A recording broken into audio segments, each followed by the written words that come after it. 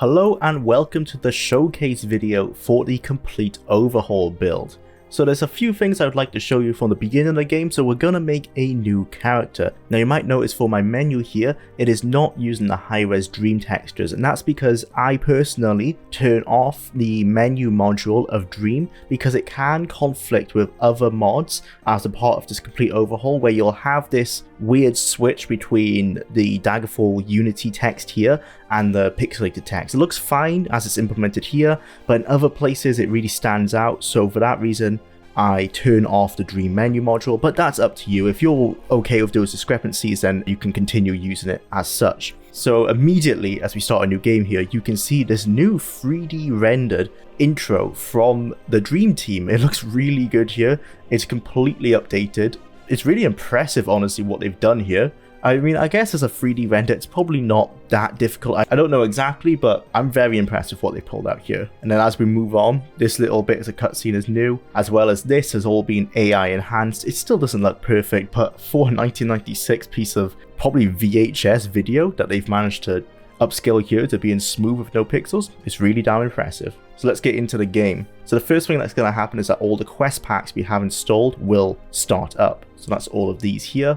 You just want to say yes to pretty much all of them. All the Wild Ashes one. You got Boss Fall here. So Boss Fall is a huge mod that changes the entire difficulty of the game. As you can see here, weapons and armor are fragile. The big thing that stands out to me is that humanoids are so much more powerful than they were before. And as the name implies, there will be boss characters as well. So certain characters will have way more health and be way more deadly to you. And with all the other mods, this is fully customizable as well. So you can make it as easy or as hard as you want. But it is definitely a much more difficult experience than the original vanilla Daggerfall. So as we start here, you will immediately be able to see the graphic enhancements from Dream, improved lighting, and darker dungeons. And it looks pretty damn nice. I especially like all the ambient occlusion on the rocks here. The reflections and stuff definitely stand out as just really impressive. So straight away we can use climate and calories to rest if we would like to.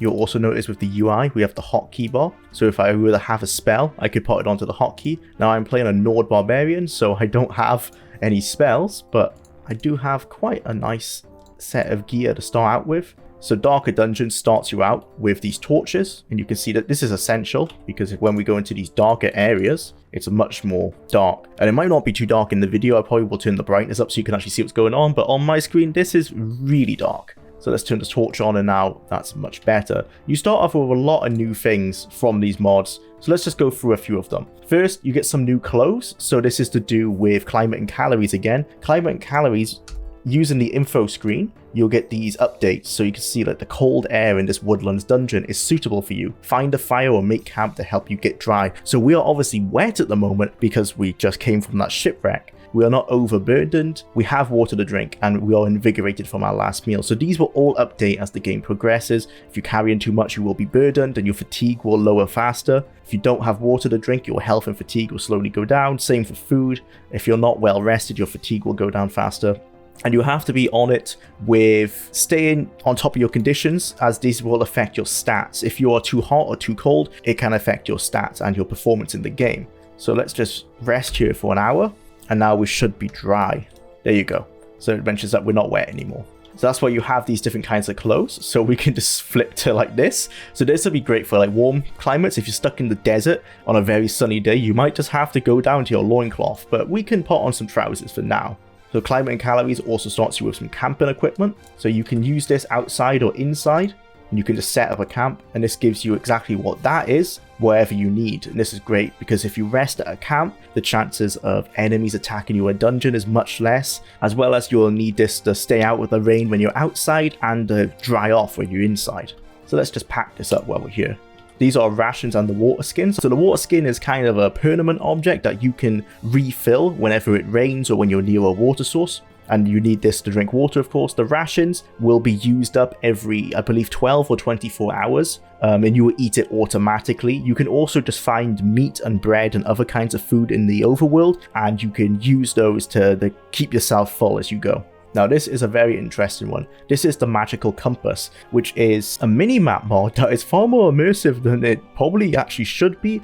And of course it's fully customizable, so you can turn off a lot of the immersive options, but I'll show it to you now. So we equip it and you can see that it is huge. Don't worry, you can completely customize that in game from here, just opening up, pressing the plus button on the keyboard twice, and then we can shrink it to as small as we'd like. It's fully customizable, it's quite useful, as well as you can turn things on and off. So this compass, while you take damage or you just run around and get dirty, it will actually update. So the glass can crack or be covered in dirt, and then as you rest, you will have to use the repair kit and these objects like cut glass and Jwlar gears to repair the compass as you go. It's an interesting mechanic. I'm personally not a fan of these immersive options, so I choose to turn them off, but for some people they may really enjoy those. But the minimap itself is pretty useful to have it right there. So as we venture out into this dungeon then, we should be able to see that the enemies are a little bit more difficult than they were before. This is just a rat, however, so it shouldn't be too bad. As you can see there, we have HP bars. These will be green on friendly NPCs and red on enemies. That's the moldy meat that I was referencing earlier to do with climate and calories. So higher quality monsters such as bears will just have standard meat, and that will slowly degrade over time and become moldy and then spoiled. Rat, because let's be honest, rat meat probably isn't that good, it starts out as moldy meat. As you can see here, this is the loot menu working quite well. This gives the Fallout 4 style menu into the game. It's just way better to use than this kind of clunky large menu from the vanilla game. Let's pick up some loot and continue onwards. So to show you how the hotkey mod works, we can just go into our inventory and we can just press any number on an item. You can see here, hotkey 1 is the following map: in both hands, steel warhammer. We can put a dagger in our second hand, and we can put our axe in our third hand, and then you can see it down there at the bottom. And I press one button and then it changes on the fly.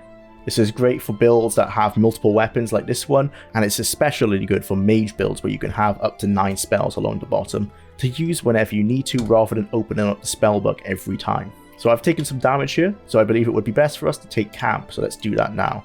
We set up camp and then we can rest.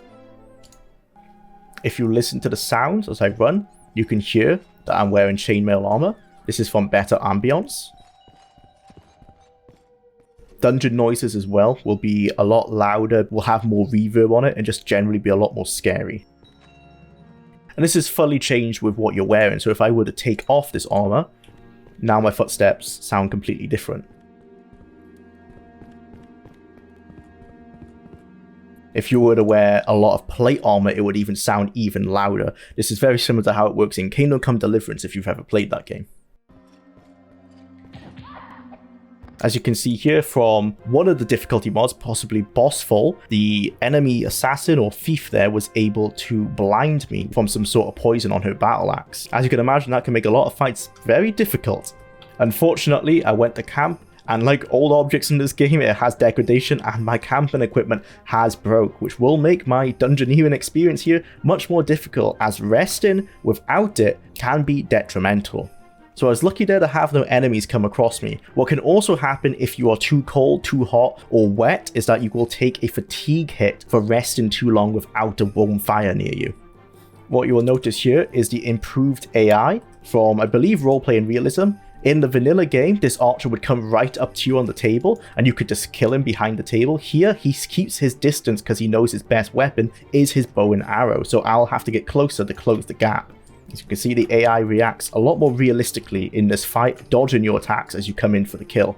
This can make battles, as you can see there, a lot more difficult. So it isn't just stat changes that these mods bring, but actual improvements to the AI. In the top right here, you can notice that my compass has indeed taken damage, as I mentioned earlier. So to repair that, you simply click use on the repair kit, comes up with a nice message here, and then it tells us don't move or you'll drop something. So we now just have to wait. And as you can see here in the text at the top, will update telling you what's going on. So we've wiped off some blood, we're now wiping off mud, and eventually we'll have to unscrew the screen, change the gears. It's a whole process, and this is personally why I don't quite enjoy it. Some people are really into these immersive additions to the game, so I can totally understand why some people would enjoy this. And there we go, our compass is repaired. So I sped that up for you guys, but for me that took about 35 to 40 seconds, which is quite long to wait. And honestly, what you can do is just wait until the compass is almost fully broken, and then just do it when you're like in a tavern somewhere, and it'll be just as fast. You can actually do it as well if you just rest near a camp, it will automatically do it, so you don't have to do it on the fly like I did there. So it's not as bad as I made it out to be fair. As I just picked up off that enemy, you can see here some nice jewelry additions that we can wear. They don't do a whole lot, unfortunately you can't see them on your paper doll. They are fully enchantable and they just add some more variety to the items and loot in the game. And this loot is worth quite a lot, so it can be quite nice and make your time in a dungeon a bit more worthwhile. Now this is one I am excited to show you.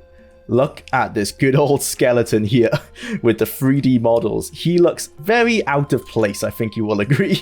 And honestly quite terrifying. So this is taken from the Unity store. Unfortunately with this 3D enemies mod, not all the enemies have been updated and it's pretty much just the skeleton and the zombies from what I can tell. So they do stand out. They kind of fit a little bit better later on when I can show you that we also have 3D animals in the game. So we step out into the world with dream and distant terrain and enhanced sky installed. Now look at this night sky, you will not see this in vanilla Daggerfall. We have the moons that you might be familiar with from the other games. Nice distant weather, you can see some mist or cloud over there. There were some birds flying in the sky earlier. You'll also notice over here a sky shard. If you've ever played the Elder Scrolls Online, you'll be familiar with what these do. For every 3 that you collect in the game world, you will increase your stat by 1. I believe that this one works for luck. Yep, as you see here, find 2 more to increase your luck, and there are 5 left to find in the Daggerfall region. With World of Daggerfall installed, you can see these large mountainous rocks, as well as on the tip of my crosshair there, you can see another sky shard. My torch from Darker Dungeons is lighting up the area around me as I travel. And on the tip of my crosshair there, you can see a World of Daggerfall implemented location. I visited here on my Vanilla Plus build video, so I'll drop in a clip here. Ignore the retro graphics, but you can see that there's all kinds of locations installed with World of Daggerfall. This is a shrine to Debella, but there are all kinds of different things to find out there. We are eking closer and closer to a Daggerfall that is similar to a modern Elder Scrolls, and I am here for it. From the looks of it, it's so cold that the actual bay has frozen over as well. That's very interesting. You can also see on the tip of my crosshair there, if I zoom in enough, that there is another fire, another location that you can discover. As it is cold overnight, you can see it is a freezing winter night in the woodlands. Now it is not mentioning whether we are cold or warm. I believe this is probably because I am playing a Nord, and so I should be immune to frost. So that's probably why I'm not getting any negative effects here. If I was playing any other kind of race, it would tell you that you're not warm enough. You need to buy thick cloaks from merchants to be able to survive these freezing conditions. I believe it's time for me to try and travel to Gothway Gardens. Now I'm going to use travel options to actually use it sped up, and this could prove deadly because there are wilderness NPCs and random encounters in this world that will come up and kill you. You might come across bandits, you might come across rats, bears, you might come across a war going on between 2 factions, and you can just sit on the sidelines and watch and hope that the bad side doesn't win, because then they'll come after you. There is a lot of exciting things that can happen. So to travel here, we go down onto the map, you can see all the roads, rivers and streams installed from the basic roads mod. So we are here at Privateer's Hold and we want to go to Gothway Garden, directly south of us. So if I were to travel cautiously, it would be the traditional fast travel that you would be used to from Vanilla Daggerfall. Now you can actually turn this off if you want a fully real-time experience, but I like to have the choices between them. If we travel recklessly, you can see here it says player controlled journey, and that's what we're going to do. As we begin, it starts speeding up, and as you can see, we are playing the game, but much faster. This can make journeys between distant places much more convenient than they would have been if you tried to physically run them. As you can see at the top here, we were cleaning and repairing our compass as we went, and unfortunately, enemies are seeking to prevent your travel. This is a random encounter we have come across. So, let's stop here and see what it is. So it's a big battle between centaurs and barbarians from the looks of it. Now, part of me wants to stay on the side and watch what happens so I can get some loot, but part of me is being chased by this 3D centaur. Seeing what's happened with the fight between the mages and the centaurs, I need to get out of here. I'm going to continue traveling south and hope to God that I make it. These are the kinds of random encounters that you can come across with all these mods installed. So we've come into the town. You can see just over the ridge there, Gothway Gardens, and these are town descriptions that you get from one of the mods installed. Some of these buildings are very run down. It's a nice little flavor text. It doesn't do a whole lot, but it really helps bring you into the location. We have arrived at Gothway Garden. They should start ignoring me. You can see here that the battle has been raging for a very long time. What you can see here, this slaughter that has happened with these burning bodies, This is from Power Struggle. If you didn't know, there was data in Daggerfall that kept track of wars, famines, plagues, all sorts of things that were happening in the background, but they never did anything in-game. Well, now with Power Struggle, they do. You can come across full-on wars happening, or you can see the aftermath, such as bodies stacked high there, possibly from a plague, that have been burnt outside of town. I'm being chased by this centaur, and I can only hope that a guard in town can come and protect me. In front of me, along my crosshair there, you can see the basic roads that travel between every town and hamlet, from dirt tracks to wide highways. And in this case, you can see it's covered in snow slightly, such as this road here. This is real grass that sways realistically. There's only a little bit of it here in the winter, but I'll show you some summer locations later on, and they will have grass all over. I stand no chance against this centaur, so I'm going to go into the tavern. Here, you can see riding NPCs. This was originally cut content, but was brought in by the aptly named Riding NPCs mod. As I come into this nice warm tavern, we get some flavor text.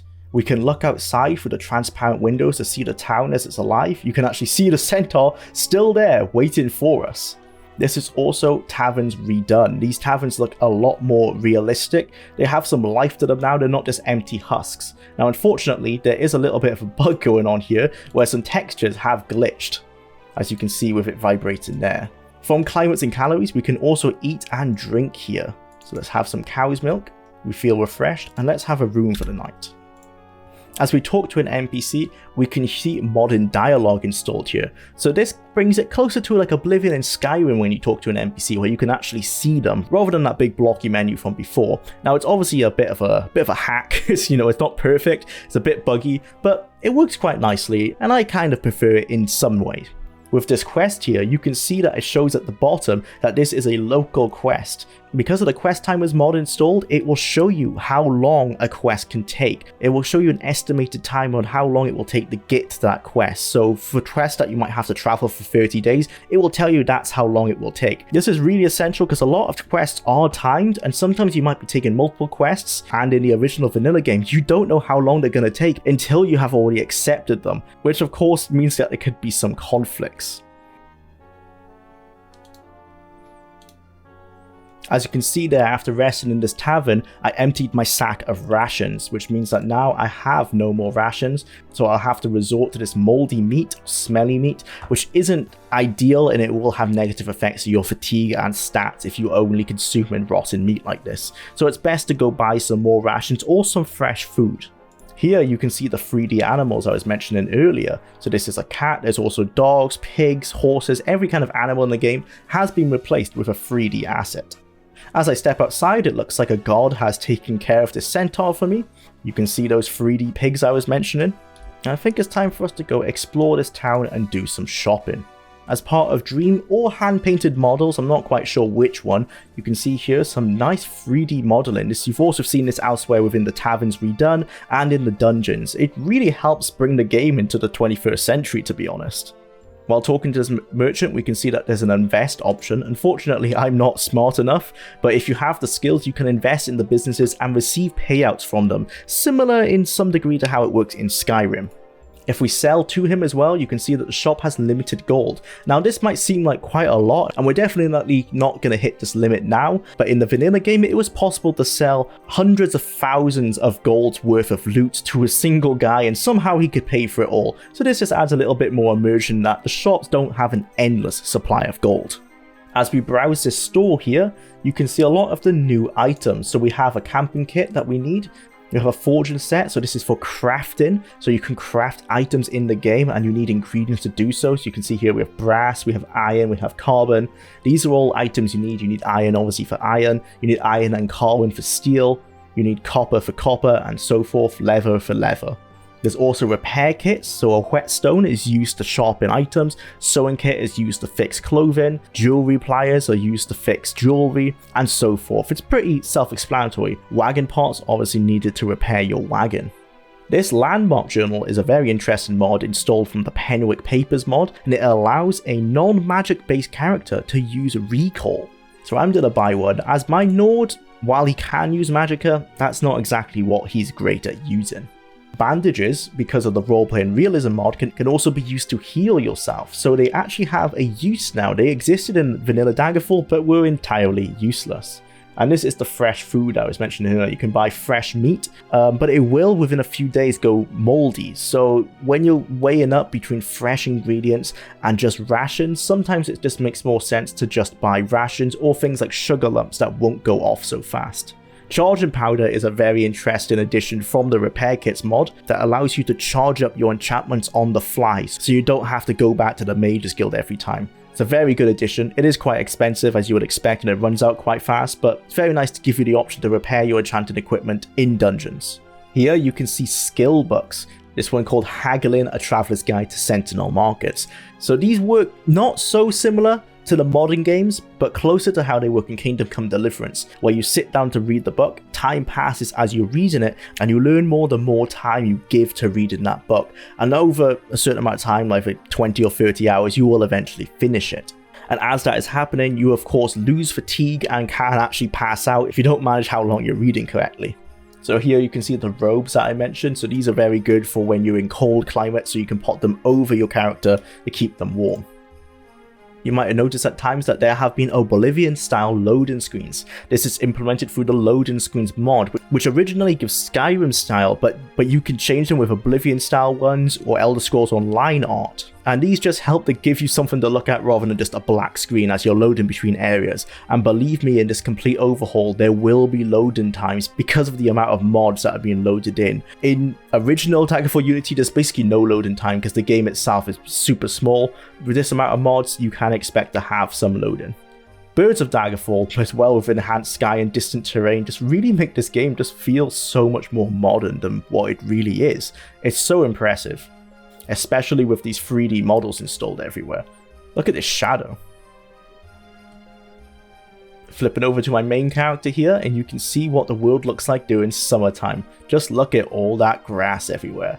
It really makes the world come alive. If I step off my horse, you can actually see that the horse exists as a physical item in the world, as does the wagon. So you can access the wagon as a physical item, as well as your horse, and you can even name your horse as well. This means that the horses work exactly as how they do in Oblivion in Skyrim, which means that you can leave them anywhere, and it is possible to lose them. Don't worry though, you can call them back using the command console. So as you can see behind us, this small hamlet and an empty road. So let's just go see what we find. You can see there it says that we successfully avoided an encounter, so let's stop and see what it is. It seems to be a centaur fighting a spriggan with an archer there in the distance. Let's go get involved. My character on this build is a little bit more powerful, so let's use some scummy tactics to give ourselves an advantage. Now we have the full Morrowind raining death from above experience.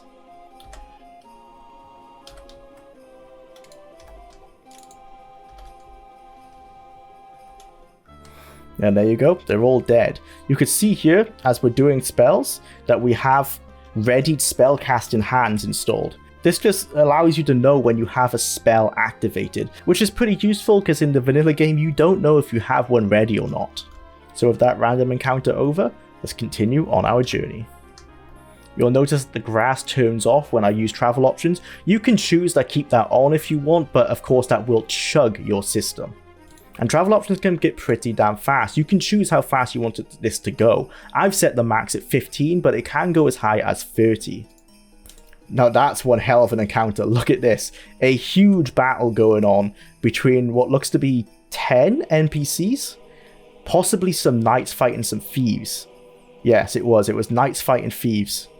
Now, if we're lucky, the knights should be friendly. You can see there that green bar. So these are friendly knights of Daggerfall fighting off some thieves, and we can just take the spoils of war while we're here.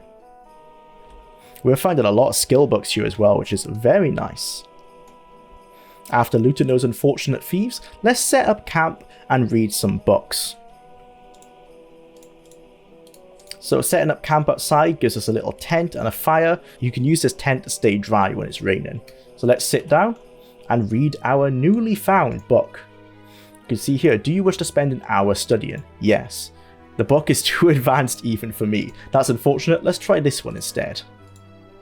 You'll learn more about the skills jumping, swimming and climbing. So if we stop here, you can see that my fatigue has gone down a little bit, so we can continue to read and see as it changes. Let's read for 2 hours. Let's stop, and you see the fatigue has gone down quite a bit and time has passed. Now if we look at my character sheet, we can see here that jumping has been leveled up quite a bit. It's now 235 out of 82, which means it will level up 2 or 3 times.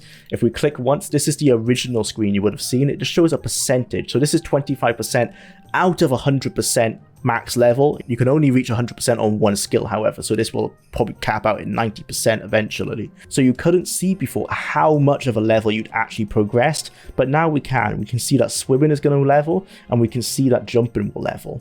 Let's rest at our camp and let that happen. We rest for 1 hour, and you can see all my skills at the top have improved. Now, a great addition of the mostly magic mod, as well as the huge abundance of new spells that have been installed, and this is a big one, is that you can use a recall anchor to set multiple anchors throughout the world. Look how many slots you can use. So let's just set one here, and let's just call it Wilderness. And then we can go back to this whenever we want, as long as you have the magicka to cast a spell, of course. Having awoken from our nice rest, with the knights looking over us, let's continue on our journey. This is one of the other random encounters you can have from travel options. As you can see here, we can spend some time trying to hunt some birds, which will give us some meat for climate and calories. Unfortunately, we failed to hunt them here. As you can see, the compass is continually being cleaned. As the more we run, the more it will get dirty. So we're constantly cleaning that as we travel. With this little live portion kind of tied up, let's show off some other mods I've recorded with my time playing this Overhaul.